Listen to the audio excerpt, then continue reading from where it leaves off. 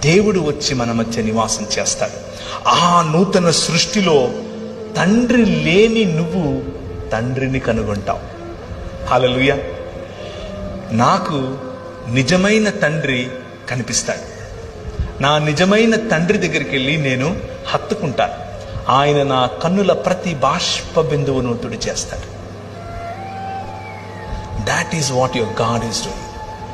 That is what your father is doing. నీ తండ్రి చేసేటటువంటి పని అది. నీ తండ్రి నీకు ఇచ్చినటువంటి మారుతున్నారే, దీనినే రూపాంతరం అని పిలుస్తారు. ఈ రూపాంతరం ఇంతటితో ఆగదు. ఈ రూపాంతరం ఒక నూతన యెరూషలేము అనే పట్టణంలోనికి వెళ్ళిన తర్వాత ముగుస్తుంది. ఆ పట్టణంలోనికి మనం వెళ్ళబోతున్నాం. ఆ పట్టణంలో మనకంటే ముందు నిద్రించినటువంటి పరిశుద్ధులు కూడా ఉంటారు. మనకంటే ముందు నిద్రించినటువంటి, ఒకవేళ నీ భర్త నిద్రించి ఉంటే నువ్వు ఆయన చూస్తావు. ఒకవేళ నీ భార్య నిద్రించి ఉంటే నువ్వు ఆమెను చూస్తావు.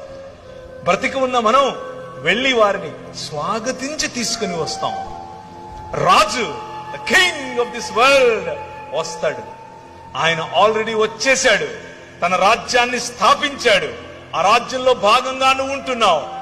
మళ్ళీ ఇంకొకసారి సంపూర్ణమైనటువంటి రూపాంతరము చెందిన తర్వాత, మెటమార్ఫోసిస్ కంప్లీట్ అయిపోయిన తర్వాత, నూతన